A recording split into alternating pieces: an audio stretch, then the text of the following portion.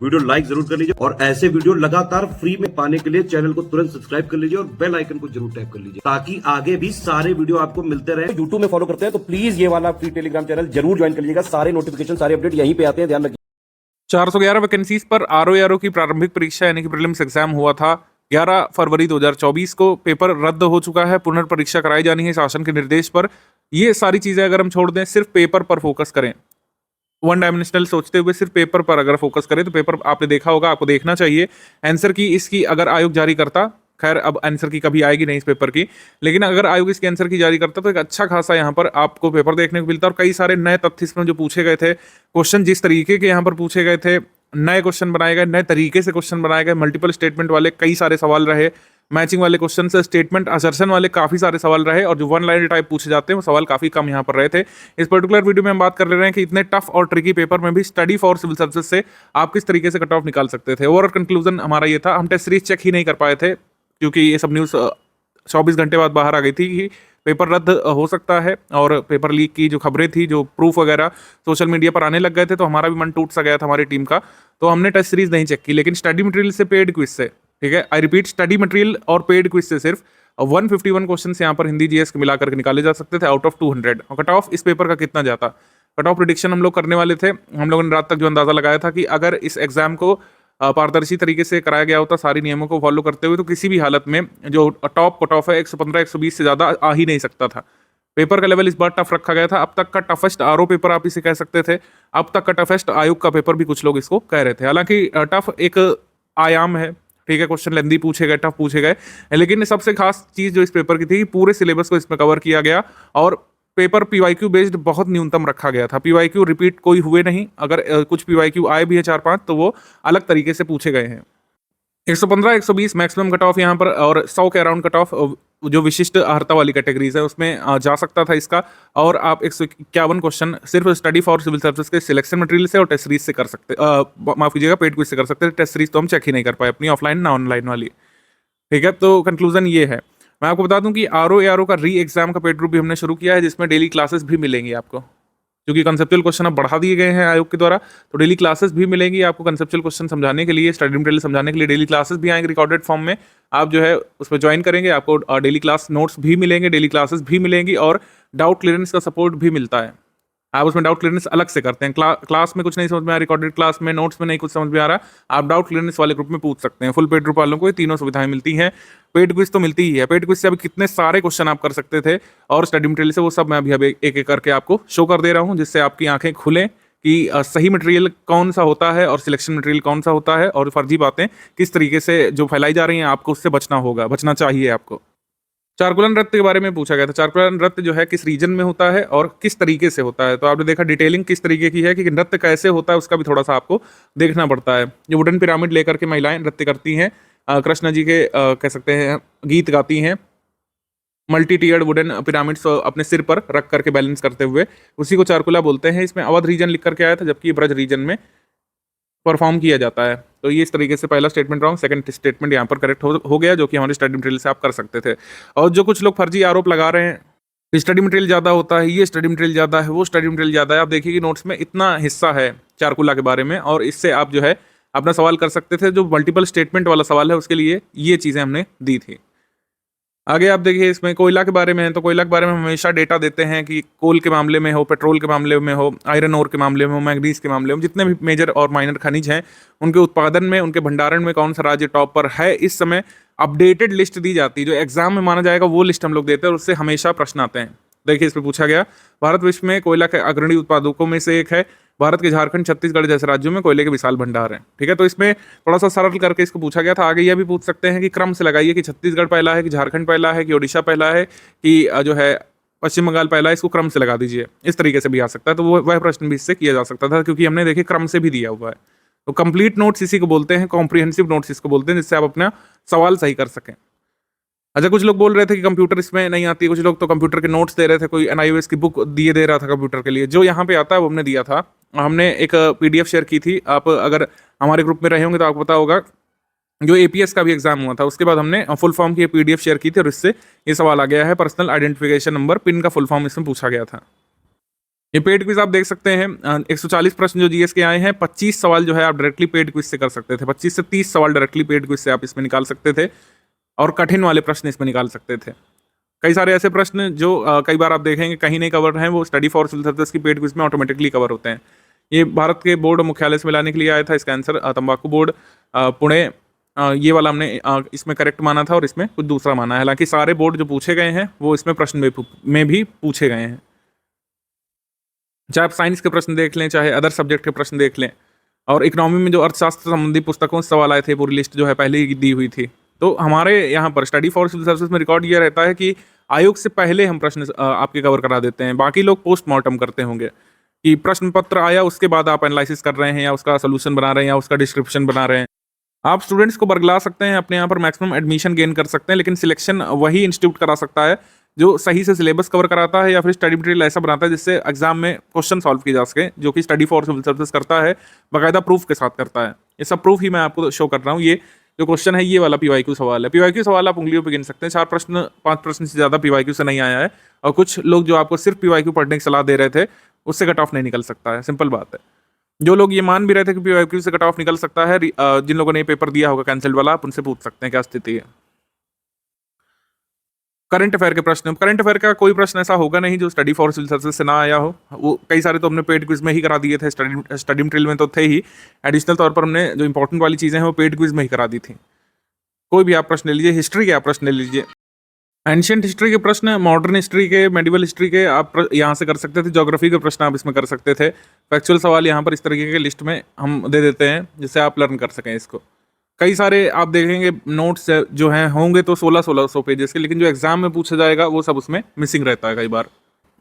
Current affair के प्रश्न आप ले लीजिए, और चाहे मेडिवल हिस्ट्री के, पॉलिटी के प्रश्न आप ले लीजिए। फैक्चुअल सवाल जो करंट अफेयर के इस पे पूछे गए थे, वेन्यू बेस्ड सवाल, जैसे जैसे सवाल इस पे पूछे गए ना, डबल स्टेटमेंट वाले और जिस प्रकार से मैचिंग वाले, वैसे ही हम क्विज ग्रुप में भी कराते हैं। ये वाला प्रश्न आप ले लीजिए, यूपी जीके का प्रश्न ले लें। चाहे करंट अफेयर का तो कोई क्वेश्चन हम बचता ही नहीं है हमेशा ही, चाहे जितना भी टफ लेवल का वो पूछा जाए। साइमन कमीशन का जो डेट वाला प्रश्न है, इसमें कई लोग जो है नहीं समझ पा रहे थे कैसे क्या है, क्या साइमन कमीशन, कुछ लोग कह रहे हैं क्या एक ही बार भारत आया था, तो ये यहाँ पे समस्या है। नोट्स में कई जगह ये समस्या लोगों को होती है कि वो जो अभी तक पढ़ते हुए आ रहे हैं उससे कुछ इतर पूछा जाता है तो उसको गलत मान लेते हैं। ये लोगों को क्लैरिटी ही नहीं कि साइमन कमीशन 2 बार भारत आया था, क्योंकि ज़्यादातर जगह ये दिया ही नहीं रहता है।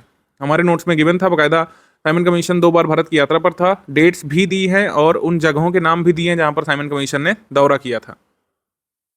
यूपी जीके के आप प्रश्न ले लीजिए, लिस्टिंग वाले सवाल ले लीजिए।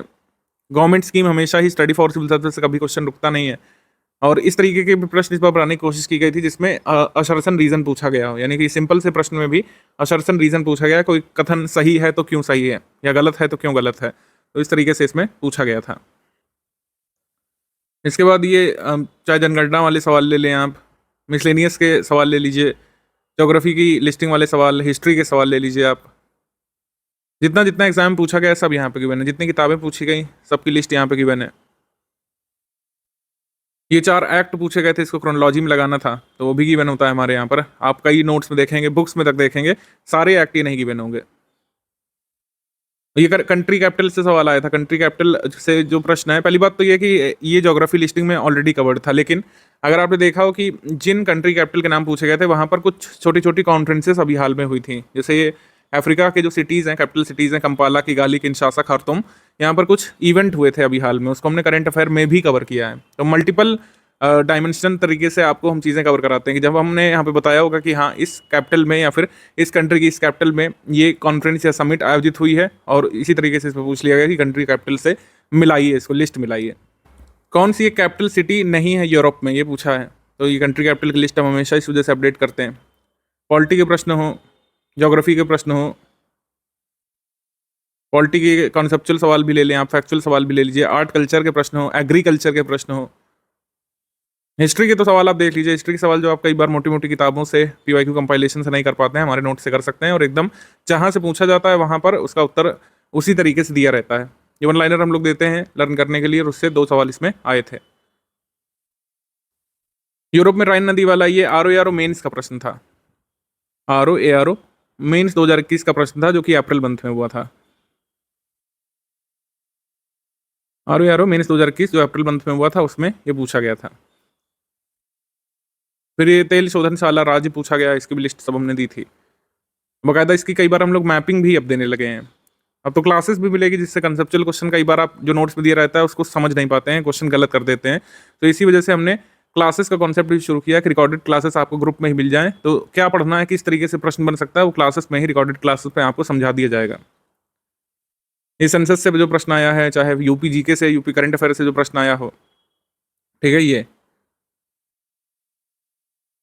ये कालक्रम में लगाने वाला, इकोनॉमी में भी कालक्रम पूछा है, एनवायरनमेंट में भी कालक्रम पूछा है, करंट अफेयर में भी ये कालक्रम वाला ओबिचुरी वाला सवाल आया था। इसमें गुप्तकालीन प्रशासन का विभाजन का सही अनुक्रम क्या है, तो ये ऑलरेडी हमने ये पहले कॉलम में दे दिया है, तो इसी से प्रश्न बन गया है। तो जो हमारे टेबल्स बने हुए हैं उसको सीरियसली आपको पढ़ना होता है। और टेबल्स कुछ लोग कहते हैं कि समझ में नहीं आता, जो फर्स्ट टाइम तैयारी कर रहे हैं उनको ये शिकायत रहती है कि चलिए ये जो पूछा गया है एग्जैक्टली आपके में गिवन भी है, लेकिन हम इसको कोरिलेट नहीं कर पा रहे हैं। तो कोरिलेट करने के लिए क्या है, अब आपको रिकॉर्डेड क्लासेस जो है ग्रुप में मिल जाया करेगी, जिससे आप एक बार क्लासेस देख लें। रिकॉर्डेड क्लास आपने देखी, आपने नोट्स का अध्ययन किया, आपने की प्रैक्टिस, और एग्जाम के समय एक बार फिर से क्लास नोट्स रिवाइज कर लिए। तो इस तरीके से आपकी पूरी प्रिपरेशन यहाँ पर, कंसोलिडेटेड प्रिपरेशन यहाँ पर हो जाएगी एग्जाम के लिए, RO और री एग्जाम के लिए। तो इस तरीके से आप यहाँ पर देख सकते हैं, ये PDF हमने डाली हुई है अपने टेलीग्राम में, आप खुद भी एक एक करके पॉइंट वाइज इसको देख सकते हैं। जो जैसा एग्जाम में पूछा जाता है वैसा हम लोग जो है नोट्स बना करके देते हैं, और अब की बार आपको रिकॉर्डेड क्लासेस से समझाया भी जाएगा। ठीक है, रिकॉर्डेड क्लासेस पेड ग्रुप में मिल जाएगी, आपको समझा दिया जाएगा किस तरीके से कहाँ पर प्रश्न बन सकते हैं, किस किस तरीके से फैक्ट जुड़ते हैं आपस में, कैसे प्रश्न बनाए जा सकते हैं। जैसे ये है Uttar Pradesh global investor summit है, ये हमने पूरा दे दिया। अब कई लोग स्किल्ड लोग हैं, इसको पढ़ करके भी सवाल कर लेते हैं, लेकिन जो कई बार न्यू कमर्स होते हैं वो समझ नहीं पाते हैं कि इसका यूज़ क्या है, इस पूरे पैराग्राफ में कौन सी एग्जैक्ट चीज़ पूछी जा सकती है। तो उसके लिए रिकॉर्डेड क्लासेस आपसे मिल जाया करेगी। 151 प्रश्न आप इसमें कर सकते थे, 140 GS वाले में से और 60 हिंदी वाले में से। और कट ऑफ आपको पता है, कट ऑफ अगर जारी होता, अगर फेयर तरीके से एग्जाम कराया गया होता, तो किसी भी हालत में 120 से ऊपर किसी भी पोस्ट के लिए नहीं जा सकता था। ठीक है, तो इस तरीके से आपको ये समझना होगा कि कंटेंट किस तरीके का पढ़ना चाहिए, किस तरीके की मेहनत यहाँ पे लगेगी। स्टडी फॉर सिविल सर्विस ने कोशिश मतलब तैयारी कर ली है कि अब हमें मेहनत बढ़ानी पड़ेगी अपनी। जैसे पहले रिकॉर्डेड क्लासेस नहीं मिलती थी क्योंकि हमारा मानना था उस तरीके के प्रश्न नहीं आ रहे, लेकिन अब जिस तरीके के कॉन्सेप्चुअल प्रश्न आ रहे हैं, रिकॉर्डेड क्लासेस भी अब हम यहाँ पर शामिल कर रहे हैं अपने पेड कोर्स में PDF के साथ, यानी कि क्लासेस के साथ, क्लास नोट्स के साथ। अब रिकॉर्डेड पेड क्लासेस भी यहाँ पे शुरू कर रहे हैं, आपको ग्रुप में ही मिल जाएगा, जिससे आप पहले से मतलब रिकॉर्डेड क्लास से देख लें, फिर क्लास नोट से रिवाइज कर लें और फिर पेड क्विज के क्वेश्चन लगाएं। ठीक है, इस तरीके से आप इसमें देख सकते हैं। मैप वाले प्रश्न हो, चाहे जो है करंट से लिंक होकर के प्रश्न हो, ये देखिए पिक वगैरह सब हम देते हैं। अब इसको समझाया भी जाएगा पिक को पेड ग्रुप में क्लासेस के माध्यम से। तो एक्चुअल सवाल यहाँ पर आप देख लीजिए, क्लास नोट से कर सकते हैं आप। तो री एग्ज़ाम की अगर आपको प्रिपरेशन करनी है, तैयारी वाली प्रिपरेशन करनी है, तो कहीं भी कर सकते हैं, तैयारी करते रहना है। अगर सिलेक्शन वाली प्रिपरेशन करनी है, मेंस में आना है, मेंस में जो करीब 6100 लोग जो मेंस लिखने वाले 411 में से, मतलब 411 पोस्ट के लिए जो करीब 6100 समथिंग लोग मेंस लिखने वाले हैं, उसमें अगर आप शामिल होना चाहते हैं तो स्टडी फॉर सिविल सर्विसेज के पेड ग्रुप में आ सकते हैं, जिसमें आपको रिकॉर्डेड क्लासेस भी मिलेगी, क्लास नोट्स भी मिलेंगे, सब्जेक्ट वाइज नोट्स मिल जाएंगे क्लास नोट्स कंप्लीट होने के बाद, और फिर प्रैक्टिस भी आप लगातार कर सकते हैं। स्टडी फॉर सिविल सर्विसेज के ग्रुप को अगर आपको ज्वाइन करना है RO री एग्जाम की प्रिपरेशन के लिए, तो ये हमारे गिवन नंबर्स हैं, इन पर व्हाट्सएप मैसेज करके अधिक जानकारी आप प्राप्त कर सकते हैं। ठीक है, तो इसी के साथ ये वीडियो हम लोग फिनिश करते हैं। पेड ग्रुप में आकर के आप पूरी प्रिपरेशन RO री एग्जाम की सिलेक्शन वाली तैयारी इसमें कर सकते हैं। 151 जिन प्रश्नों की हमने बात की उसमें से 57 हिंदी के हैं, 60 प्रश्नों का हिंदी का पेपर आता है, 57 आप कर सकते थे स्टडी मटेरियल से और पेड क्विज से। पेड क्विज से बहुत सारे क्वेश्चन आए हैं, इसमें आप अगर गिनती करेंगे तो 40 प्रश्न 42 प्रश्न डायरेक्टली पेड क्विज से मिल जाएंगे। हालांकि सुविधा के लिए हमने स्क्रीनशॉट कई सारे स्टडी मटेरियल में से निकाले, जो हिंदी के नोट्स मिलते हैं आपको, जो री एग्जाम पेड ग्रुप में मिलेंगे और एग्जाम वाले पेड ग्रुप में। तो 57 प्रश्न आप उससे कर सकते थे, आप खुद भी मिला लीजिएगा। और 2-3 प्रश्न जो बच रहे हैं वो डायरेक्टली टेस्ट सीरीज से हो सकते हैं। टेस्ट सीरीज हमारी चेक नहीं हो पाई थी, हमने आपको बताया जैसे ही एग्जाम का जो खबर आई लीक होने की, उसके बाद से ये मोटिवेशन नहीं मिला कि टेस्ट सीरीज को भी चेक किया जाए। तो इस वजह से हम 57 ही यहाँ पर आपको शो कर पा रहे हैं, और जैसा पूछा गया है बस वैसा ही आया है। ठीक है, जैसा मतलब हमारे नोट्स में गिवन है वैसा ही प्रश्न पूछा गया है, आप एक एक करके मिला सकते हैं। ये कुछ सूची वाले सवाल आए हैं, वो भी इसमें करे जा सकते थे। 1-2 स्टेटमेंट वाले सवाल भी आए हैं, वो भी इसमें किए जा सकते थे। ठीक है, जैसा जैसा एग्जाम में पूछा गया है वो सब जो है नोट्स में पेड क्विज में गिवन था। पेड क्विज में और नोट्स से हम देख पाए, टेस्ट सीरीज से अभी देख भी नहीं पाए थे इसमें। तो आप खुद यहाँ पे PDF एनालिसिस कर सकते हैं, 20 पेज की PDF है, मिला लीजिए इससे। कौन सा सवाल कहाँ से है पेड क्विज से, जो है वो हमने पेड क्विज से लिख दिया है, जो नोट्स में से है वो नोट्स में से यहाँ पर आपको शो कर दिया है। यह प्रूफ अगर कोई दिखा पाए तो फिर जो है स्टडी फॉर सिविल सर्विस को क्रिटिसाइज करे, अदरवाइज अपना मुंह बंद रखे और जो है ऐसा कंटेंट अगर आप दे सकते हैं तो स्टूडेंट को आप कुछ रिकमेंड करिए, ठीक है। यहाँ पर फैक्ट्स पर बात करता है स्टडी फॉर सिविल सर्विस, हमेशा जो भी हमारा परफॉर्मेंस रहा है वो हम शो करते हैं। 151 प्रश्न है, अगर ज़्यादा आते तो ज़्यादा यहाँ पर हम दिखाते और अगर कम आते तो वो कम भी दिखाते आपको। कट ऑफ भर का स्टडी फॉर सिविल सर्विस ने हमेशा से प्रॉमिस किया है अपने पेड ग्रुप में कि आप कट ऑफ भर का कर सकते हैं, आराम से कर सकते हैं। UR के कट ऑफ भर का आप आराम से कर सकते हैं। अलग अलग कैटेगरीज में आपको जो भी रिजर्वेशन मिलता है उसके हिसाब से आप अपना कट ऑफ क्लियर कर सकते हैं।